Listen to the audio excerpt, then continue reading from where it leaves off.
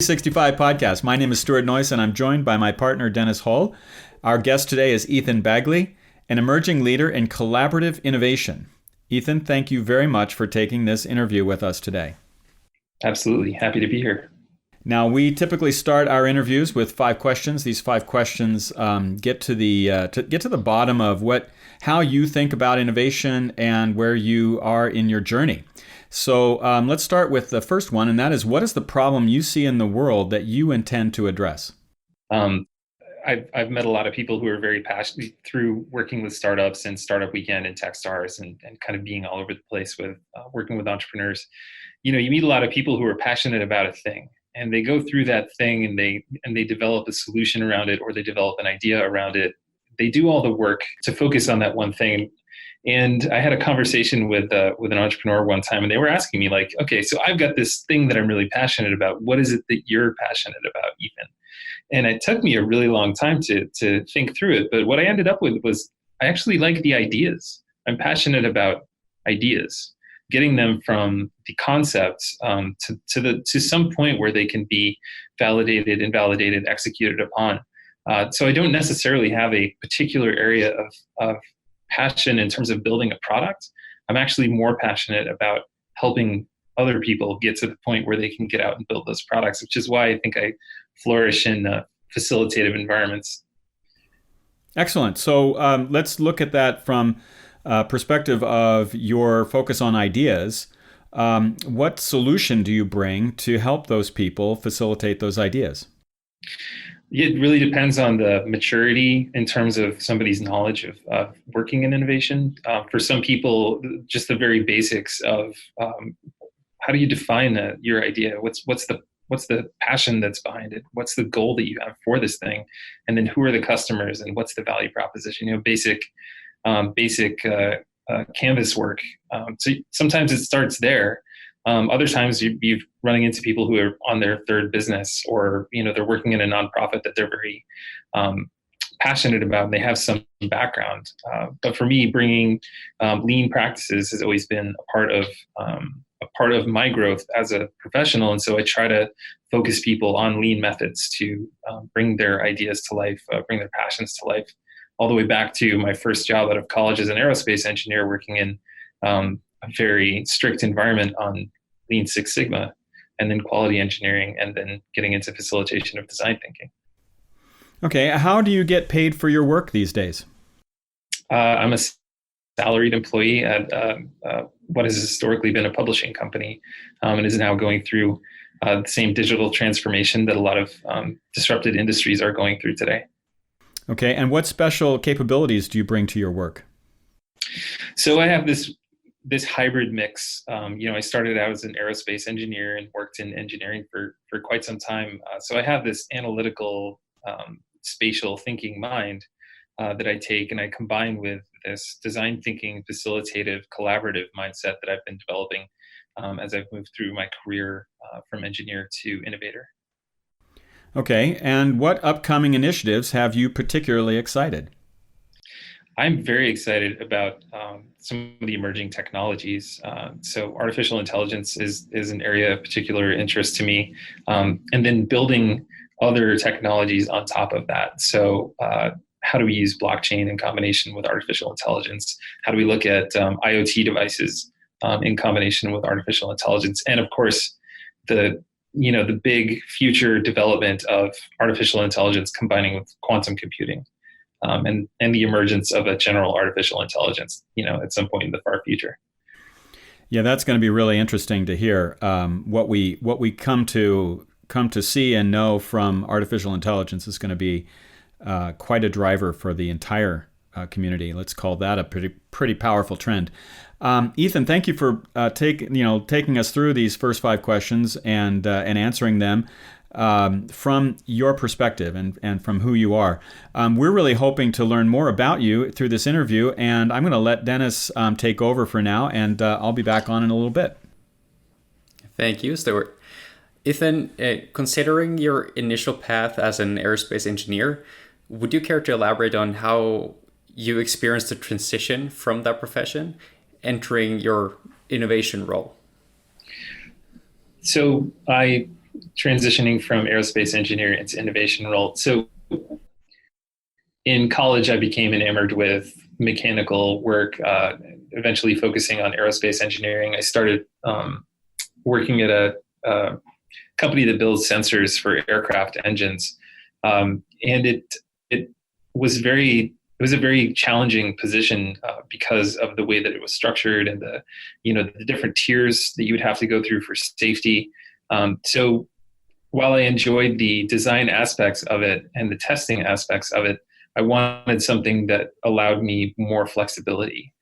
So when an opportunity came to go to a consumer packaged goods company working in robotics, I thought that would be a great next step. So I moved next to iRobot. I got to focus on their military robots. I got to work on the PackBot system. I'm actually not sure what they call it today. It's part of Endeavor Robotics at this point. But these military robots, I got to destroy them. That was part of my job, was to be a quality engineer. And so it was interesting to go from a position where I'm trying to create something that's very robust for very difficult environments to then go to a company that's already developed those things, and I get to try to break them by testing them in different environments. And I started to get more into the deconstruction, I think, of things from that perspective, right? I encountered a less complete idea that needed to be tested, in pieces before it could come to life as a whole. So eventually I moved from the government robotics into the consumer robotics, and I got to work on their wet floor care robotics at iRobot, which was a really interesting challenge because you're taking water and electricity and putting them together in a mobile platform and trying to make it work, which of course is very difficult. The really interesting part about that transition, I think, is that in my previous two positions, when I wanted to test something, I was given 1 or 2 shots to test a thing because it was so difficult to build whatever that thing was. But in moving it over to these mass-produced devices, I could get myself 100 of these subsystems or systems to test out anytime I wanted. And so seeing the difference in testability from going from 1 to 2 samples all the way up to 100 samples, it changes your mindset and the way that you approach the concept, the subsystem, the thing that you want to prove out. It doesn't have to be a fully fledged thing when you start to test it. It can just be a piece of that thing. So moved from there to Keurig, worked on coffee makers. Again, they're kind of a hybrid role between design and quality engineering. Again, consumer packaged goods, you get a lot of things to test out all at once if you wanted to. So I had a lot of fun coming up with new pieces and testing those out there as well. But the real transition for me started when I moved to Constant Contact. I moved from a design and quality engineering role into a innovation catalyst role. So in the interim, I had been doing some consulting out in the world, and one of those consulting engagements, I guess I would call it, was the facilitation and organization of startup weekend events. I really enjoyed getting a bunch of random people from around Boston who had great ideas together, helping them form teams, and then getting out over the course of a weekend to test and validate those ideas.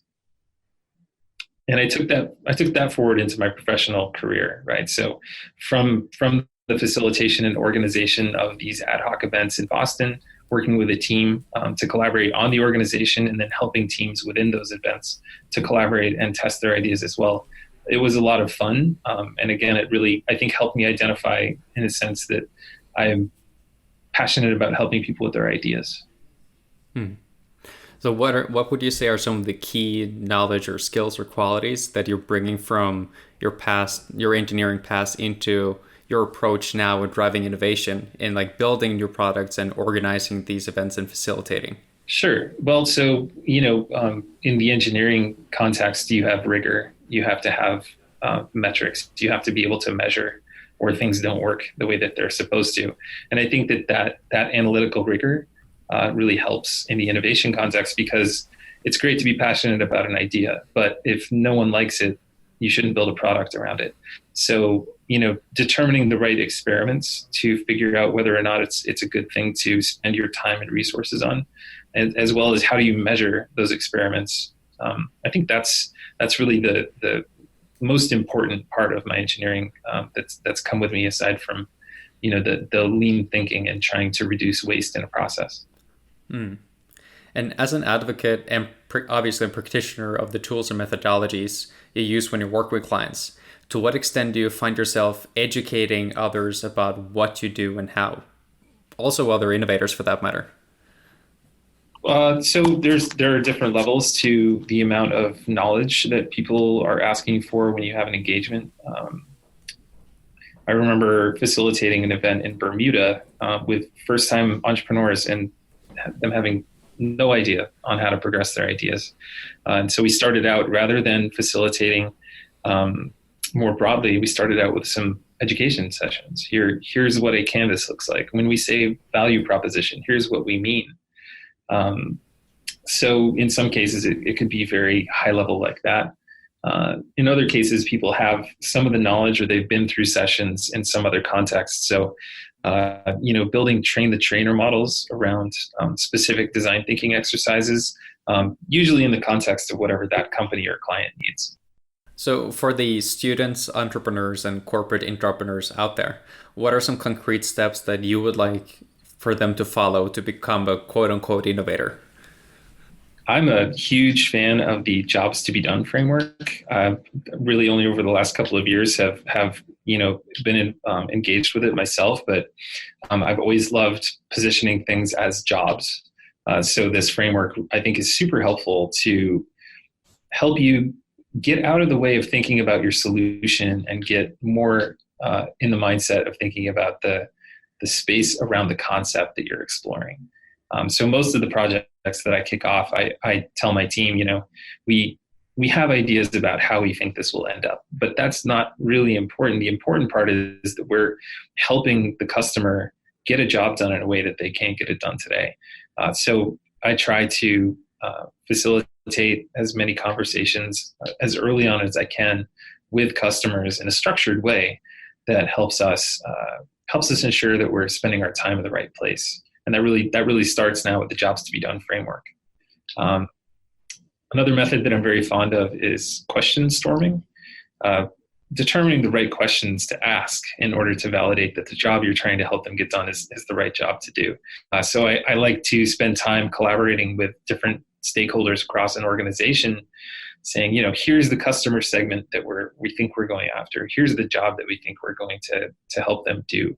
How might we ask the right questions in some, appropriate order to make sure that we're approaching it in the right way. Precisely.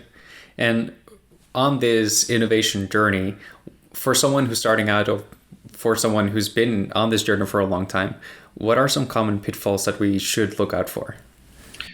Common pitfalls for people starting out? Yeah. For people starting out on the innovation journey, pitfalls to look out for. Total optimism, I would say, is a pitfall, right? You should, in fact, be doing a lot of things, and the vast majority of those things are going to fail. If you are a total optimist and you expect everything to work out the way that you think it is, you're going to be met with a lot of disappointment. So tempering your expectations, I think, is a very important thing for first-time entrepreneurs to do. What's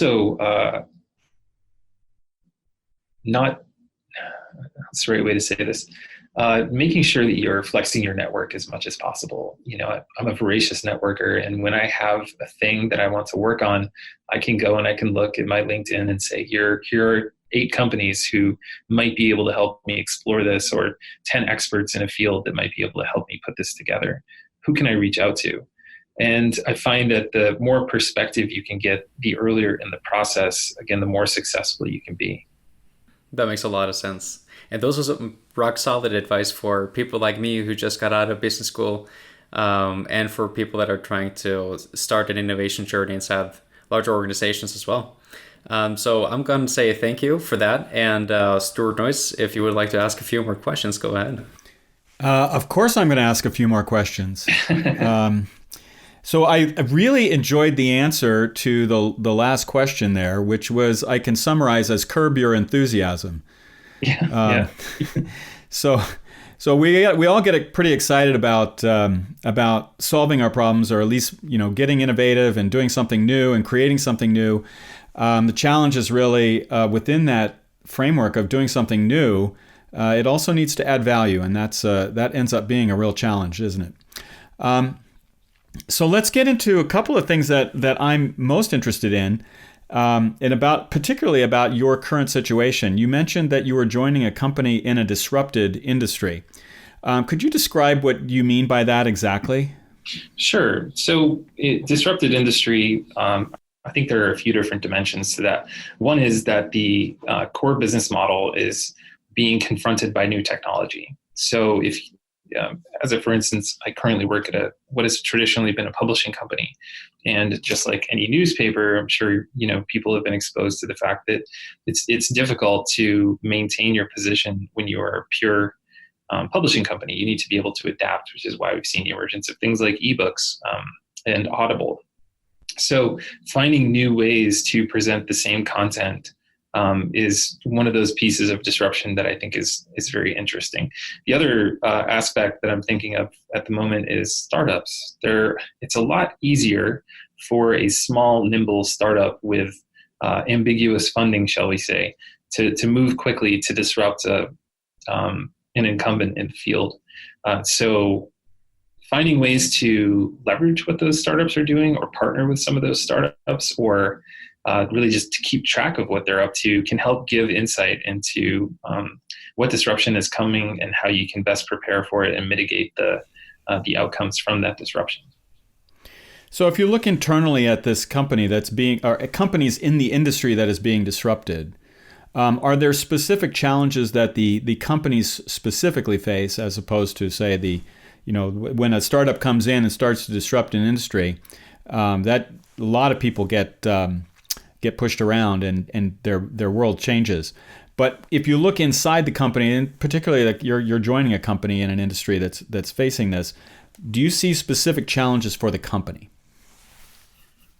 I think some of the specific challenges for the company, I'll say inertia.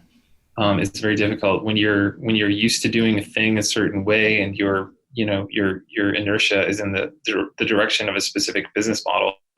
It can be very difficult to shift the mindset, the culture, the products. Things take longer than they do for non-incumbents, and so redirecting that inertia and helping to move more quickly when it comes to finding new concepts, developing those concepts, and commercializing them. I think those are very difficult challenges. And there's so much, and the innovation moves so quickly that it can be very difficult just to keep a beat on what's happening in the world. So that also can cause some trouble. Right. So there's some specific challenges in here, and we want to get this company on track to thrive again. Do you have any specific ideas of how you're going to get them to thrive? So in terms of specific ways to mitigate those challenges, obviously one of the things that you need is leadership. When you have a leadership who is bought in and is pushing for those kinds of efforts to succeed, that's probably the number one thing. If you look at different governance models of innovation at corporations, I think you'll find that that's always something that's very significant in the success of those models. Beyond that, typically the more successful enterprises have a separate group that works specifically on innovation. So, forming a team typically of a mix of people that have worked at the company and outside of the company, allowing that team autonomy to work on things regardless of whether they cannibalize a current product or not, allowing that team to spend time failing. Again, most things are not going to work out, but it's important to give people space to try those things. And then also, from a resources perspective, a set budget that allows, again, for that autonomy and that space without necessarily needing to take away from some other part of the organization. You don't want to be running an innovation program where you have to beg, borrow, and steal. It's not going to work out. You don't want to be in an innovation system where you've got half-time resources. It doesn't work. So there are a lot of really excellent best practices when it comes to governance and resourcing and accounting for innovation that I think can help. As well, metrics, right? Again, how do you measure your success when it comes to ideation, engagement, output, revenue, or potential revenue, typically in the case of innovation. So being able to track those things accurately to ensure that you're able to justify why you're doing these things can be incredibly valuable. Okay, sure. So you talked a little bit about how this group that innovates might need to be somewhat separate from the mainstream of the business. That's pretty typical, I think.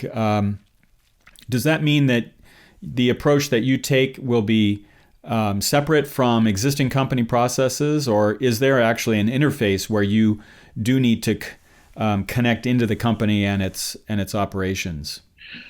It's typically a hybrid. The innovation team needs to be able to move on its own, but in most cases, you're going to be beholden in some way, shape, or form to the company, to the core business of the company. And in some cases, you're more affected by the core, less affected by the core. It's a spectrum. So part of that is, when looking at an innovation portfolio, your incremental innovations are likely to be more focused on the core business, while your adjacent or your breakthrough ideas are going to be far outside of the typical competencies or the typical core business practices. And so therefore, you have to be able to explore those things without going through the typical process. So you necessarily have to have a hybrid approach between the two in order to be successful. Okay. Would you tell us a little bit more then about the process that you take people through? You mentioned that in some cases you have to do some training, right? You actually have to go and talk about things like what is a value proposition, which does seem to be pretty baseline. But I can imagine that if you have a number of people who haven't done this work before, they could get kind of off track just from the very beginning. But let's say you take them through that process, you get them into a baseline. What is the process that gets them from that place to actually delivering on the ideas that they have? So from what I like to do with ideas when I have the folks who have that baseline understanding is to go through typically a series of design thinking exercises. So moving from the jobs to be done framework to the value proposition canvas to the lean canvas to the business model canvas. And once you get to the end of that, then you're sort of in a space where you've validated the different pieces of a potential business and you can move forward. But there are different points of education along the way. When you walk into a design sprint and you've never done a design sprint before, let's say, it can be daunting because you don't understand why you're doing all of these Post-it note exercises. Why are we plastering the wall with these things? Why are we drawing funny pictures about these concepts or these problems that we have? And it can be disconcerting for somebody to say, trust the process.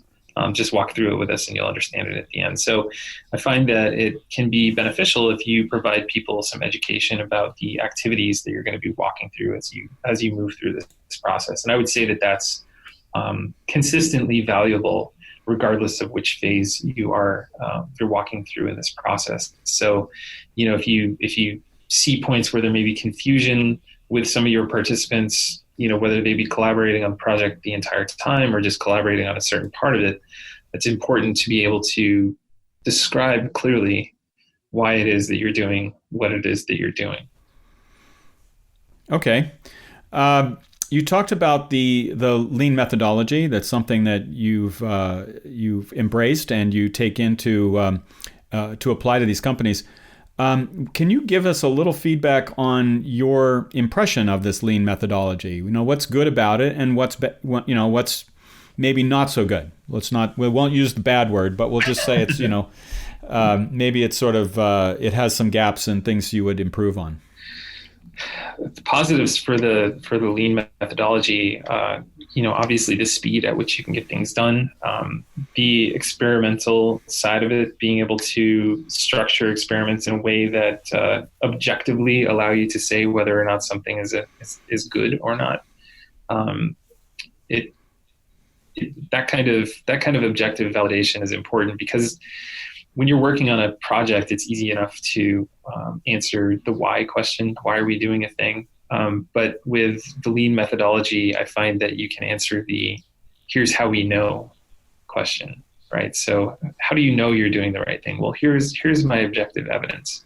Here's the experiment that I ran. Here's the background process that I ran through. And, I find that again, the lean methodology is incredibly helpful for a structure, so that you can get to the point of being able to say, here's how we know. And that can be applied to any part of any of the canvases that we've discussed thus far. In terms of cons, or let's say deltas, or things that could be improved about the lean methodology, I would say that I guess the flip side of the experimentation is that it can be difficult for people to understand how to structure experiments, particularly if they're new to the process. So learning curve, I guess, might be one of those things that could be improved. I think it can come naturally to some people, particularly if they have some background in entrepreneurship or working in innovation processes. But again, if you see somebody who's confused about the way to use a process such as a lean canvas, it can be helpful to walk through and teach, use it as an opportunity for education. So the how-to, the ability to pick it up quickly, I guess I would say, is a place where there could be some improvement. Okay, are there other tools let's start with methodologies, right? So sometimes tools can be thought of as methodologies, but when I want to ask you about tools, I'm actually going to ask you about specific software or, things like that you might be using. Sure. But before that, are there additional methodologies that you think are very important for development of innovative ideas? So, like design thinking methodology, obviously. Well, so yeah, design thinking it's a toolbox. It's a great toolbox of different ways to get to the right answer. Again, maybe not your answer, the one that you were looking for, but the right answer. It helps you get to the point where you're designing the right thing before you try to design the thing right, making sure that the customer need is there. I frequently, as we're walking through a design sprint, I'll go back to a book like Game Storming and try to find some fun new tool that I haven't ever used in that toolkit, or pull something out that I haven't used in a while, like a pre-mortem, to bring into a situation where, there's a higher risk, or, bring in question storming, or refer back to the Google Design Sprint book to look for insights.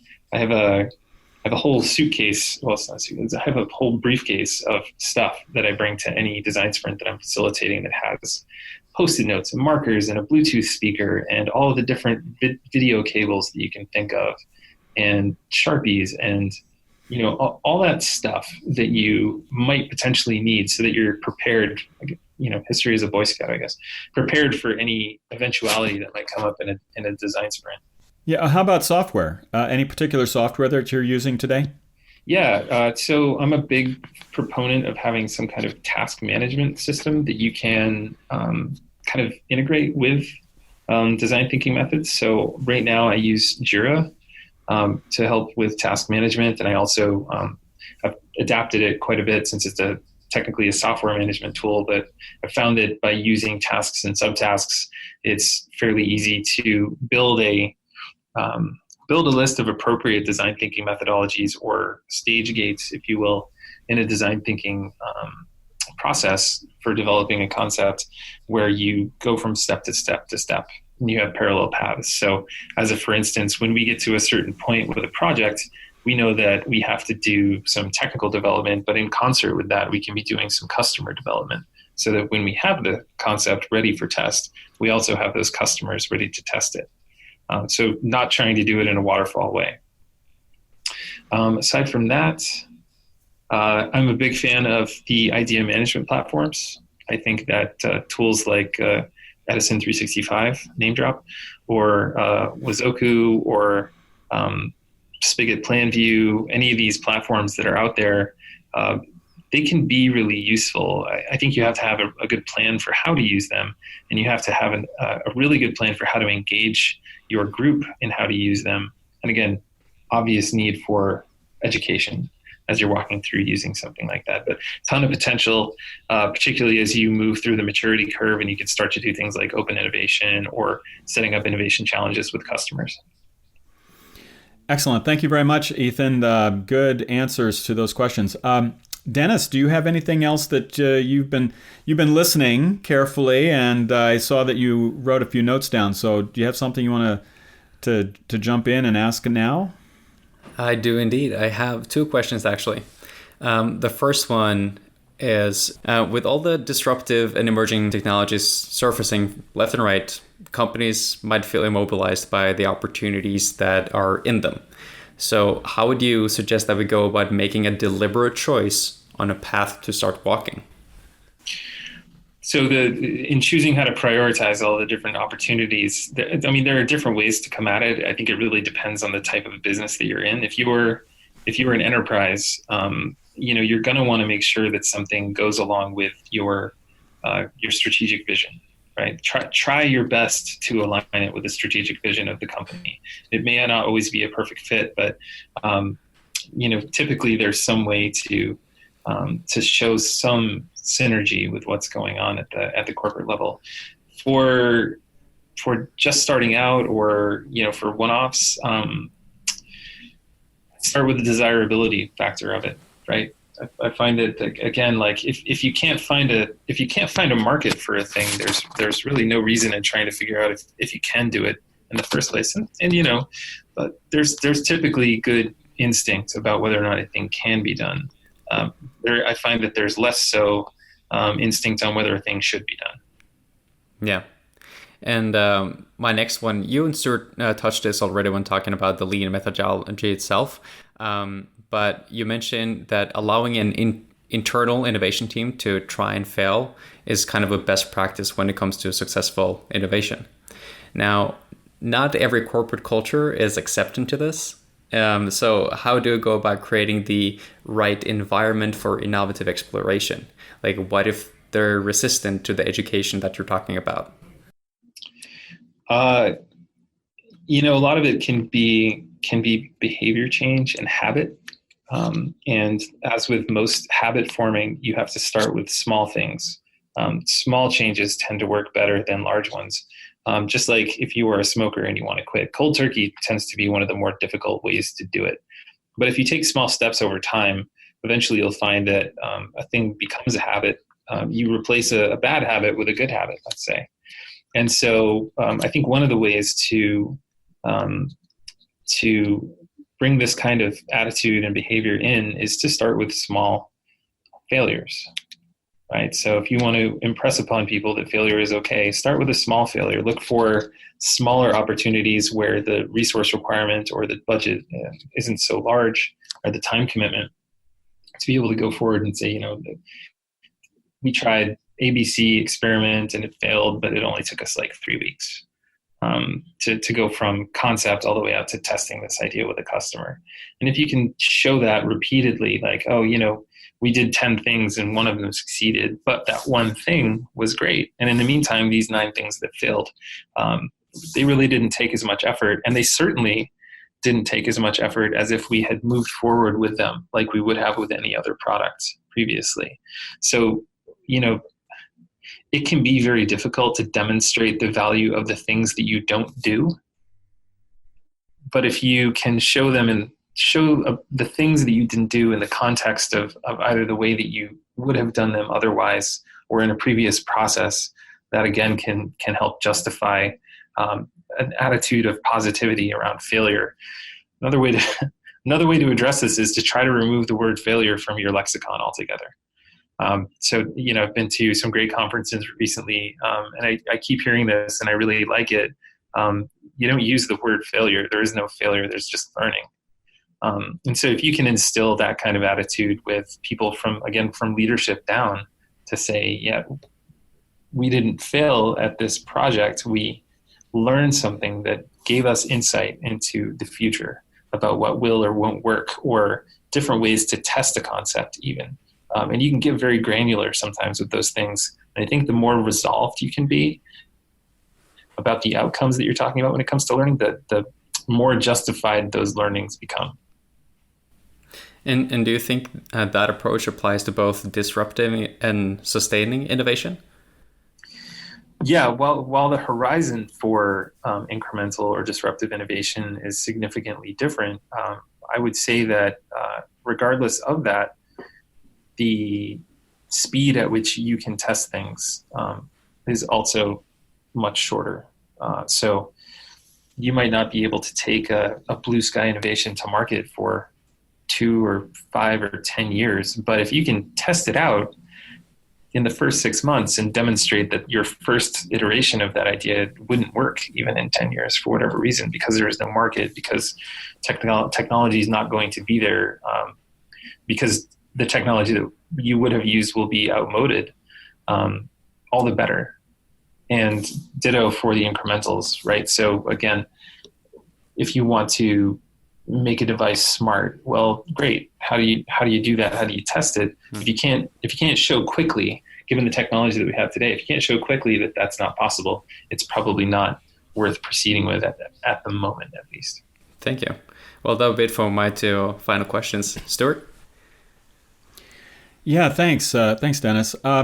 So Ethan, listening to your last set of answers has really been very helpful, I think, to me in our conversation, to give some more context to the techniques, the processes that you're going to bring to bear on this disrupted industry. And one thing I wanted, before we get into my last question, I really want to say that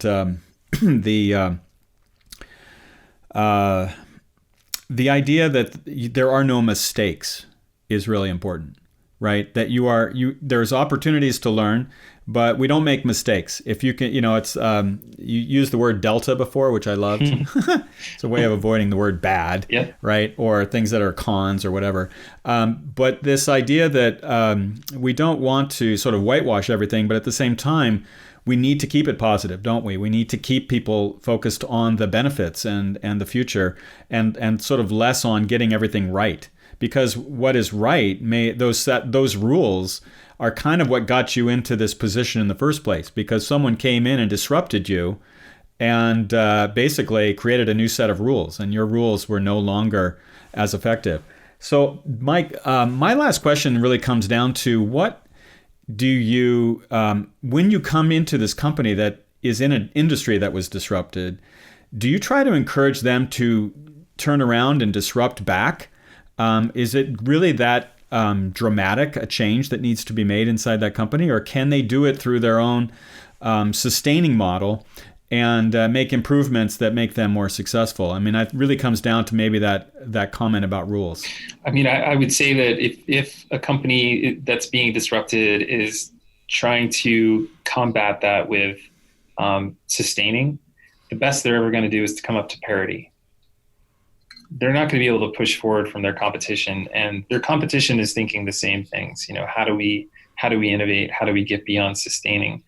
So you have to be aggressive. You must. It's an imperative for survival to be aggressive and to think beyond parity. Looking at what your competition is doing today, trying to see what they're going to be doing tomorrow, and then determining what the thing beyond that is, and then how do you get there faster than they will, and then continuing to keep that competitive edge through the same methods, right? Now that you're beyond, how close is the competition to catching up? What are they doing that's going to put them forward of us? Who are they working with? One of the really interesting trends that I think I've seen over the last 3 to 5 years is just an explosion in partnerships, right? Partnerships between different industries, looking for ways to leverage one another, partnerships between enterprises and startups, lots of partnerships with universities. I think that's one of the most important mechanisms that we'll see more and more of as time progresses in terms of companies trying to push beyond parity. Okay, excellent. We've covered quite a bit of ground, Ethan, and I have to say this has been an excellent conversation. Thank you very, very much. Is there anything else that you want to add to this conversation, maybe an answer to a question that you didn't hear from us today? It's funny you say that. That's my favorite interview question. Anytime I've ever been on an interview, the thing I love to ask last is, what else should I have asked you that I didn't ask you in this interview? I guess I would say, from working with entrepreneurs from grade schools to in their 60s, there's no one out there who can't come across a passion at any time in their life. And, while I would not tell them to be total optimists, I would say, take the time to validate, take the time to think lean. And if you find that it's a good opportunity, then be passionate about it and spend your time and resources trying to push it forward, because it can be even if you fail, it can be a very rewarding and even if you learn a lot of things, I should say, it can be a very rewarding process to walk through. And other than that, I would just say thanks for giving me the opportunity to chat with you. I really appreciate it, and I really enjoyed our conversation. So thank you. Yeah, thank you, Ethan. I think what you did for me right in that moment was to help me understand the difference in a way between the sustaining and disruptive and the part where the lean methodology, which has often been associated with sustaining innovation, can actually be applied to those ideas and concepts that you can test that are truly going to be disruptive ideas. And once you find something and you feel comfortable with it, then it's okay to just put the pedal down and get going on it, which you're going to have to do anyway if you're going to survive, right? You've got to compete. Absolutely.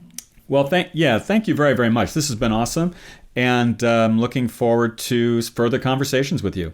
Great. Thanks very much. Thank you for joining us on today's episode of the Edison 365 podcast. We certainly enjoyed the conversation and hope that you're left with more knowledge of the innovation space. We have more exciting guests coming up, so make sure to like, subscribe, and share this podcast with your network. Also, if there's anyone you'd like for us to interview next, make sure to leave that in a